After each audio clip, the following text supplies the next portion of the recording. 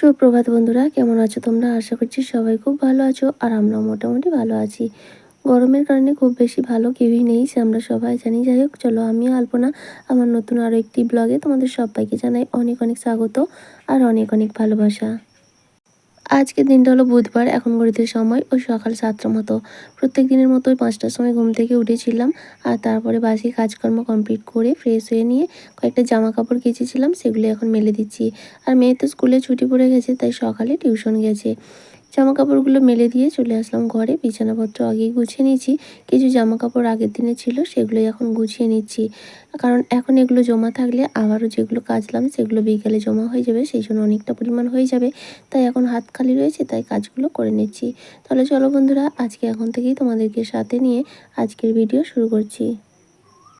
সকালবেলা ঘুম থেকে উঠে একটু মেঘ দেখেছিলাম, দেখে তো বেশ ভালো লাগছিল, ভাবছিলাম বৃষ্টি হবে। তবে হ্যাঁ, সন্ধ্যাবেলায় কিন্তু ওয়েদারটা পুরো চেঞ্জ হয়ে গিয়েছিল। বিকালে 5টা পর্যন্ত তো বীভৎস গরম, টেকা যাচ্ছিল না। তারপরেই হঠাৎ করে মেঘ ছিল না, কিছুই ছিল না, হঠাৎ করেই মেঘ ঝড় আর হালকা বৃষ্টি। তবে ওয়েদার ঠান্ডা হয়ে গেছিলো।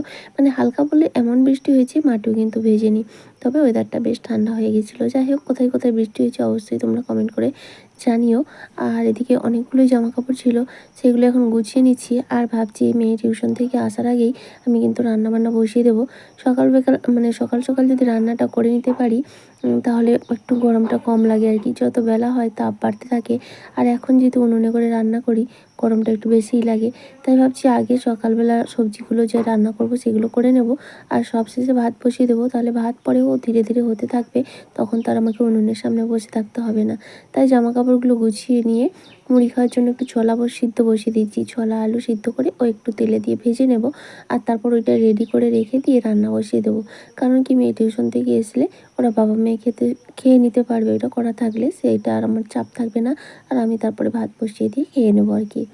একটু প্ল্যান করে করতে হয় কখনো কখনো, বীভৎস গরম থেকে নিজেকে বাঁচার জন্য আর কি। সারাদিন তো কাজের কোনো শেষ নেই, প্রচুর পরিমাণে কাজ জমা আছে, কিন্তু করে উঠতে পারছি না গরমের জন্য। আর এদিকে কথা বলতে বলতে আমার জামা কাপড়গুলো মোটামুটি সব গোছানো হয়ে গেছে। যেমন গরম পড়েছে সেরকম কারেন্ট তো মুহূর্তেই যাচ্ছে, আর গেলে তো আসছেই না। সঙ্গে সঙ্গে যে আসছে এরকমটা নয়। সকাল থেকে কিন্তু 3-4বার কারেন্ট চলে গেছে। এখন বাজে 8:30 মতো, এর মধ্যেই 3-4বার কারেন্টও চলে গেছে। তো যত গরম পড়ে এত লোডও আর কি বলবো, কেউ প্রত্যেকের ঘরেই, বেশিরভাগ ঘরেই প্রায় এসি কুলার সমস্ত কিছু। আর এক একজনদের ঘরে এক একটা রুমে 2-3টে করে ফ্যান চলছে। তো কতই বা লোড আর টানবে, তাই না? যাই হোক, জামা কাপড়গুলো নিয়ে চলে আসলাম এই ঘরে, আলনাতে গুছিয়ে নিচ্ছি। আর বেশিরভাগ জামা কাপড়ই তো বাইরে ধোয়া মেলা রয়েছে, সেই জন্য আলনাটা এখন একটু ফাঁকা ফাঁকা আর কি। আর যেগুলো গুছিয়ে নিলাম সেগুলোই এখন জায়গা মতো রেখে দিচ্ছি। আগের দিনের ভিডিওতে প্রশান্ত হালদার কমেন্ট করেছে, খুব ভালো লাগলো গো দিদি, থ্যাংক ইউ সো মাচ গো, এইভাবেই তোমরা পাশে থেকো। নিমাই দাস কন্টাই থেকে বনু কমেন্ট করে বলেছে, দুটো দুটো ব্লাউজই ভালো হয়েছে গো দিদি, আর নাইটিগুলো ভালো লেগেছে, থ্যাংক ইউ সো মাচ গো, আমারও কিন্তু ভীষণ পছন্দ হয়েছে। আর দেখো, তোমাদের সঙ্গে কথা বলতে বলতে এদিকে জামা কাপড়গুলো আলনায় গুছিয়ে রাখলাম, আর এদিকে মেয়ের কয়েকটা জামা ছিল সেটাই ঝুড়িতে রেখে দিচ্ছি। আর ঝুড়িটার অবস্থা দেখছো, কারণ কি এখন তো সেইভাবে সব জামা কাপড় বের হচ্ছে না। যেগুলো সুতির এবং পাতলা পাতলা সেগুলোই পরাচ্ছি, আর যেগুলো সিল্ক টাইপের সেগুলো কিন্তু সবসময় রাখাই রয়েছে। যাই হোক, জামা কাপড়গুলো জায়গা মতো রেখে দিলাম। এবার এই ঘরে বিছানাটা একটু পরিষ্কার করে নেব। শম্পা সাহা দিদিভাই কমেন্ট করে বলেছে, খুব সুন্দর হয়েছে ব্লাউজগুলো, থ্যাংক ইউ সো মাচ গো দিদিভাই। পিঙ্কি ঘোষ কমেন্ট করে বলেছে, খুব ভালো লাগলো গো, থ্যাংক ইউ সো মাচ, এইভাবেই তোমরা পাশে থেকো। রূপমন্তী ফ্যামিলি ব্লগ থেকে কমেন্ট করে বলেছে, সব মিলিয়ে খুব ভালো লাগলো, থ্যাংক ইউ সো মাচ, তোমাদের সবাইকে জানাই অসংখ্য ধন্যবাদ, এইভাবেই তোমরা পাশে থেকো। জামা কাপড়গুলো গোছগাছ করে নিয়ে চলে এসেছি বিছানাটা গুছিয়ে নিতে। আর এই ঘরে বিছানাটা তো খুব বেশি নোংরা বা অগোছালো হয় না, ওই একটু একটু ধুলো পড়ে, সেটাই ঝাঁটিয়ে দিতে হয়, পরিষ্কার করে নিতে হয় আর কি। কারণ এই ঘর তো সেভাবে ব্যবহার হয় না। তবে ওই মেয়ে মাঝে মধ্যে এসে খেলে, আবার এই গান টান করানোর জন্য আসি, এই আর কি। তারপর ঘরদোর পরিষ্কার করে চলে এসেছি। দেখো কত সুন্দর রোদ বেরিয়েছে। কিছু জ্বালানি করে দিল তোমাদের দাদাভাই, সেগুলোকেও রোদে দিয়ে এসেছি। কারণ এখন তো শুকনো ওয়েদার, ঠিক আছে গরম, কিন্তু কয়েকদিন পর হয়তো বৃষ্টি নেমে যাবে, বর্ষা পড়ে যাবে, তখন রান্নার জন্য যোগান তো রাখতেই হবে। কারণ এখন যা গ্যাসের ক্রাইসিস, তো আমাদের সব কিছু বন্ধ হলেও রান্না খাওয়া তো বন্ধ করা যাবে না, সিদ্ধ ভাত হলেও করে খেতে হবে, তাই ওইটাও সঞ্চয় করে রাখছি আর কি। গরমের মধ্যে কষ্ট হচ্ছে ঠিকই, কিন্তু তবুও সংসারের জন্য তো করতেই হবে। আর এগুলো কী বলো তো, এগুলো হচ্ছে হলুদ। 1 কেজি হলুদকে কিনে ভাঙিয়ে রেখেছি। এগুলো হচ্ছে কাঁচা হলুদ যে তৈরি মানে হয়, সেই কাঁচা হলুদ তোলার পরে সেগুলোকে সিদ্ধ করে শুকনো করে তারপর সেটাকে দোকানে নিয়ে গিয়ে ভাঙানো হয়। আর সেটাই কিন্তু আমরা সারা বছর ব্যবহার করি। তো আমাদের চাষ হয় না, যাদের চাষ হয় তাদের ওখান থেকেই 1 কেজি কিনেছিলাম। তো সেই 1 কেজিটা ভেঙে আনা হয়েছে। সেটাকে এখন ভালো করে রোদ দিয়ে দিলাম। রোদ দিয়ে তারপরে ভালো করে চালিয়ে ভালো করে ডিব্বার মধ্যে এয়ার টাইট করে রেখে দেবো। এটাই কিন্তু আমরা সারা বছর চালাবো, কোনো অসুবিধা হবে না। তবে মাঝে মধ্যে একটু রোদ দিয়ে দিলে ভালো হয় আর কি। আর তারপরে সোজা চলে এসেছি রান্নার দিকে। খুব বেশি সময় কিন্তু হয়নি। ওই গরমের জন্য সকাল সকাল রান্নাটা বসিয়ে দিলাম। মেয়ে টিউশন থেকে আসার আগে রান্নাবান্না কমপ্লিট করে নেব। তাহলে ও এই দেখো বলতে বলতে কিন্তু চলেও আসলো।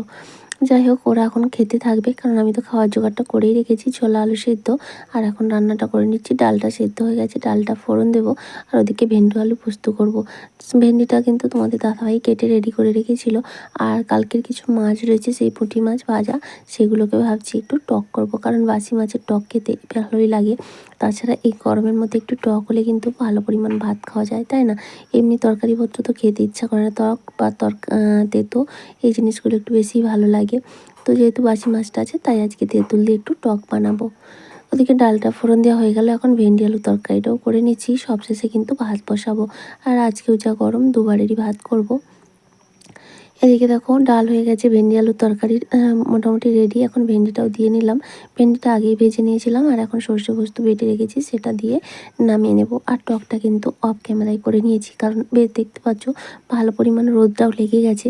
আর এই রোদের জন্য উনুনের তাপটাও কিন্তু লাগছে। তবে ওই যে স্ট্যান্ড ফ্যানটা আনা হয়েছে, সেটা কিন্তু দুয়ার থেকে লাগিয়ে দিয়েছে তোমাদের দাদাভাই। তাতে বেশ হাওয়াও লাগছে। এটা কিন্তু আমার খুব ভালো লাগে, জানো তো। হ্যাঁ, সংসারের জন্য আমাদেরকে এগুলো করতেই হবে, তবেও কিন্তু বেশ ভালো কেয়ারও করে। এটাই তো সব মেয়েরাই চায়, তাই না? সংসারের জন্য পরিশ্রম আমরা সবাই করি, সবাই করতে হয় এবং করতে রাজিও থাকি। কিন্তু যদি সংসারের মানুষগুলোর কাছ থেকে একটু ভালোবাসা, মিষ্টি মিষ্টি ব্যবহার পাওয়া যায়, তাহলে কিন্তু আমাদের কষ্ট কোনো কিছুই মনে হয় না, তাই না? কারণ আমরা মেয়েরা তো আমাদের নিজের আপনজনেদের ছেড়ে একটা অন্য পরিবারে এসে সবাইকে আপন করে নিই। তো সেখানে সেই আপনজনেদের ভালোবাসা ছাড়া কিছুই সম্ভব নয়। তবে সবার পক্ষে সবার ভাগ্যে সবার ভালোবাসা জোটে না। তো আমার ভাগ্যেও সেটাই জোটেনি আর কি। শুধুমাত্র স্বামীর ভালোবাসাই পেয়েছি। তবে যেটা মেন সেটাই পেয়েছি আর কি। বাকি সংসারের অন্যান্য মানুষদের জন্য যতই করি, তাদের মন কিন্তু আর পেলাম না। আর এখন প্রথম চেষ্টা করতাম, এখন আমি চেষ্টাও করি না। আর এখন আমি তাদেরকে গুরুত্বও দিই না। কারণ আমি এখন একটা জিনিসই মাথার মধ্যে ভেবে নিয়েছি, আমার স্বামী সন্তান ছাড়া আর কাউকে আমি চিনি না, আর কেউই আমার আপন নয়। তাই এদেরকে ভালো রাখা আমার যেমন দায়িত্ব কর্তব্য, তাই আমি কীরকমভাবে এদেরকে ভালো রাখতে পারবো, তাহলে আমাকে নিজেকে ভালো থাকতে হবে। তাই ওদের কথা ভেবে সবসময় নিজের মধ্যে নিজেকে খারাপ রাখার কোনো মানেই হয় না।